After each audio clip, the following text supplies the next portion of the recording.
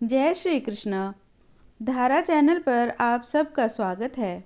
यदि आप धारा चैनल पर नए हैं तो चैनल को सब्सक्राइब करें और बेल का आइकन प्रेस करें। इससे आपको आने वाली नई ज्ञानवर्धक वीडियो का नोटिफिकेशन मिलता रहेगा। जय श्री कृष्ण।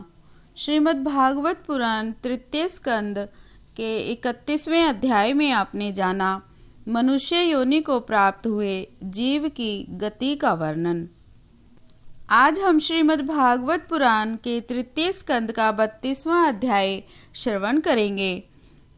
धूम मार्ग और अर्चिर आदि मार्ग से जाने वालों की गति का और भक्ति योग की उत्कृष्टता का वर्णन। कपिल देव जी कहते हैं, माता जी, जो पुरुष घर में रहकर सकाम भाव से गृहस्थ के धर्मों का पालन करता है और उनके फल स्वरूप अर्थ एवं काम का उपभोग करके फिर उन्हीं का अनुष्ठान करता रहता है, वह तरह तरह की कामनाओं से मोहित रहने के कारण भगवत कर्मों से विमुख हो जाता है और यज्ञों द्वारा श्रद्धापूर्वक देवता तथा पितरों की ही आराधना करता रहता है।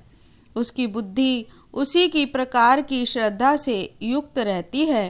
देवता और पितर ही उसके उपास्य रहते हैं, अतः वह चंद्रलोक में जाकर उनके साथ सोमपान करता है और फिर पुण्य क्षीण होने पर इसी लोक में लौट आता है।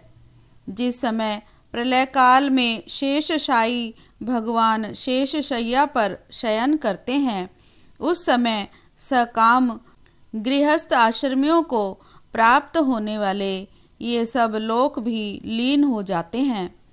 जो विवेकी पुरुष अपने धर्मों का अर्थ और भोग विलास के लिए उपयोग नहीं करते, बल्कि भगवान की प्रसन्नता के लिए ही उनका पालन करते हैं, वे अनासक्त, प्रशांत, शुद्ध चित्त, निवृत्ति, धर्मपरायण, ममता रहित और अहंकार शून्य पुरुष सब धर्म पालन रूप सत्व गुण के द्वारा सर्वथा शुद्ध चित्त हो जाते हैं।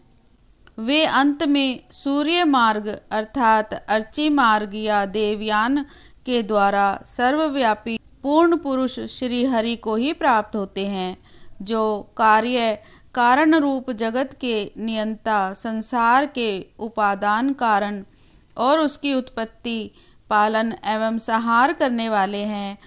जो लोग परमात्म दृष्टि से हिरण्यगर्भ की उपासना करते हैं, वे दो प्रार्ध में होने वाले ब्रह्मा जी के प्रलय पर्यंत उनके सत्यलोक में ही रहते हैं।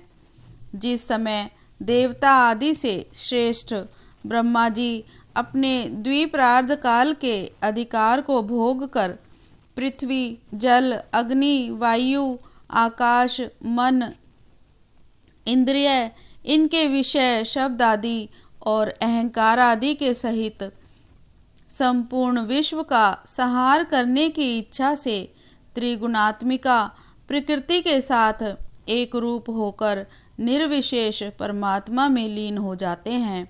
उस समय प्राण और मन को जीते हुए ये विरक्त योगी गण भी देह त्याग कर उन भगवान ब्रह्मा जी में ही प्रवेश करते हैं और फिर उन्हीं के साथ परमानंद स्वरूप पुराण पुरुष ब्रह्म पर ब्रह्म में लीन हो जाते हैं। इससे पहले वे भगवान में लीन नहीं हुए, क्योंकि अब तक उनमें अहंकार शेष था। इसीलिए माता जी, अब तुम भी अत्यंत भक्ति भाव से उन श्री हरि की ही चरण शरण में जाओ।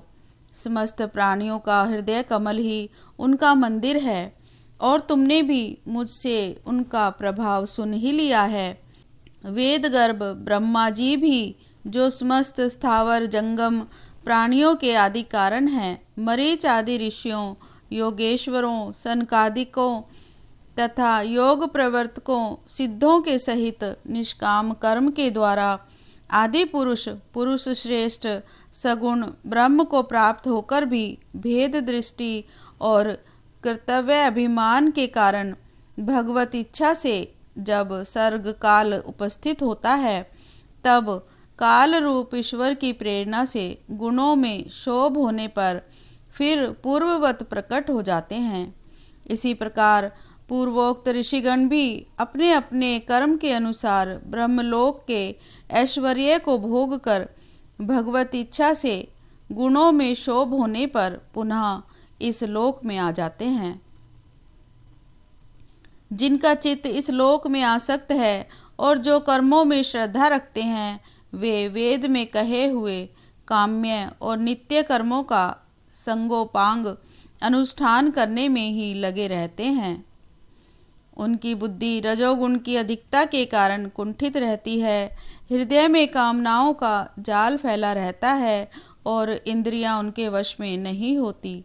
बस अपने घरों में ही आसक्त होकर वे नित्य प्रति पितरों की ही पूजा में लगे रहते हैं। ये लोग अर्थ, धर्म और काम के ही परायण होते हैं। इसीलिए जिनके महान पराक्रम अत्यंत कीर्तनीय हैं, उन भवभयहारी श्री मधुसूदन भगवान की कथा वार्ताओं से तो ये विमुख ही रहते हैं। हाय विष्ठा भोजी, कुकर, सूकर आदि जीवों के विष्ठा चाहने के समान जो मनुष्य भगवत कथा अमृत को छोड़कर निंदित विषय वार्ताओं को सुनते हैं, वे तो अवश्य ही विधाता के मारे हुए हैं। उनका बड़ा ही मंद भाग्य है। गर्भधान से लेकर अंत्येष्टि तक सब संस्कारों को विधि पूर्वक करने वाले ये सकाम कर्मी सूर्य से दक्षिण ओर के पितृयान या धूम मार्ग से पितृश्वर अर्यमा के लोक में जाते हैं और फिर अपनी ही संतति के वश में उत्पन्न होते हैं। माताजी पितृलोक के भोग लेने पर जब उनके पुण्य क्षीण हो जाते हैं, तब देवता लोग उन्हें वहाँ के ऐश्वर्य से अलग कर देते हैं और फिर उन्हें विवश होकर तुरंत ही इस लोक में गिरना पड़ता है।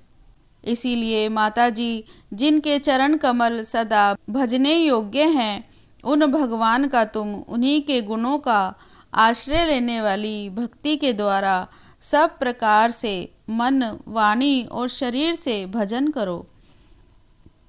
भगवान वासुदेव के प्रति किया हुआ भक्ति योग तुरंत ही संसार से वैराग्य और ब्रह्म साक्षात्कार रूप ज्ञान की प्राप्ति करा देता है। वस्तुतः सभी विषय भगवत रूप होने के कारण समान हैं। अतः जब इंद्रियों की वृत्तियों के द्वारा भी भगवत भक्त का चित्त उनमें प्रिय अप्रिय रूप विषमता का अनुभव नहीं करता, सर्वत्र भगवान का ही दर्शन करता है, उसी समय वह संग रहित सब में समान रूप से स्थित, त्याग और ग्रहण करने योग्य, दोष और गुणों से रहित, अपनी महिमा में आरूढ़ अपने आत्मा का ब्रह्म रूप से साक्षात्कार करता है। वही ज्ञान स्वरूप है, वही पर ब्रह्म है, वही परमात्मा है, वही ईश्वर है, वही पुरुष है, वही एक भगवान स्वयं जीव, शरीर, विषय, इंद्रियों आदि अनेक रूपों में प्रतीत होता है। संपूर्ण संसार में आसक्ति का अभाव हो जाना, बस यही योगियों के सब प्रकार के योग साधन का एकमात्र अभिष्ट फल है। ब्रह्म एक है, ज्ञान स्वरूप और निर्गुण है, तो भी वह बाह्य वृत्तियों वाले इंद्रियों के द्वारा भ्रांतिवश शब्द आदि धर्मों वाले विभिन्न पदार्थों के रूपों में दिखाई देता है।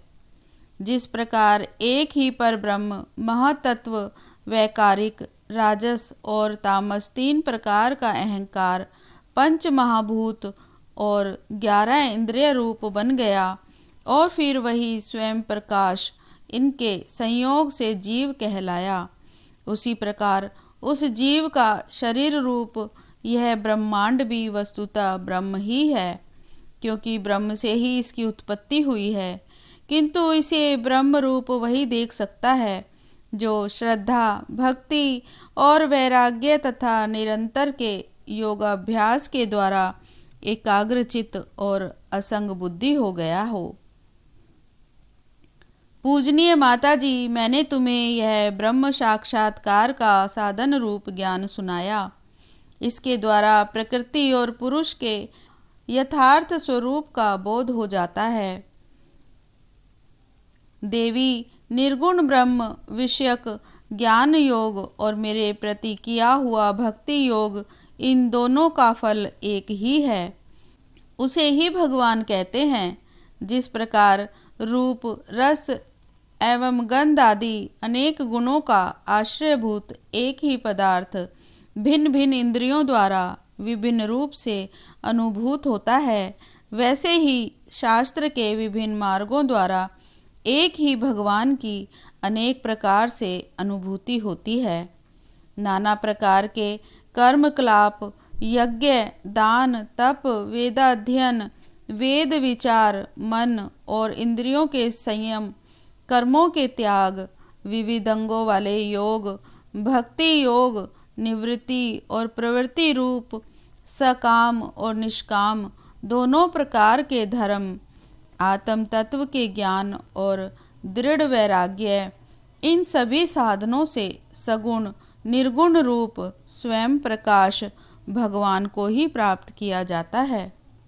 कपिल जी अपनी माता जी को बता रहे हैं, माता जी, सात्विक, राजस, तामस और निर्गुण भेद से 4 प्रकार के भक्ति योग का और जो प्राणियों के जन्म आदि विकारों का हेतु है तथा जिसकी गति जानी नहीं जाती, उस काल का स्वरूप मैं तुमसे कह ही चुका हूँ। देवी, अविद्या जनित कर्म के कारण जीव की अनेकों गतियाँ होती हैं। उनमें जाने पर वह अपने स्वरूप को नहीं पहचान सकता। मैंने तुम्हें जो ज्ञान उपदेश दिया है उसे दुष्ट, दुर्विनीत, घमंडी, दुराचारी और धर्मध्वजी अर्थात दंभी पुरुषों को नहीं सुनाना चाहिए। जो विषय लोलुप हो, ग्रह आसक्त हो, मेरा भक्त ना हो अथवा मेरे भक्तों से द्वेष करने वाला हो, उसे भी इसका उपदेश कभी ना करें। जो अत्यंत श्रद्धालु, भक्त, विनयी, दूसरों के प्रति दोष दृष्टि न रखने वाला, सब प्राणियों से मित्रता रखने वाला, गुरु सेवा में तत्पर, बाह्य विषयों में अनासक्त, शांत चित्त, मत्सर शून्य और पवित्र चित्त हो तथा मुझे परम प्रियतम मानने वाला हो, उसे इसका अवश्य उपदेश करें। माँ, जो पुरुष मुझ में चित्त लगाकर इसका श्रद्धापूर्वक एक बार भी श्रवण या कथन करेगा, वह मेरे परम पद को प्राप्त होगा। इस प्रकार यह अध्याय यहीं समाप्त हुआ। ओम श्री कृष्णाय नमः। कथा अभी जारी है।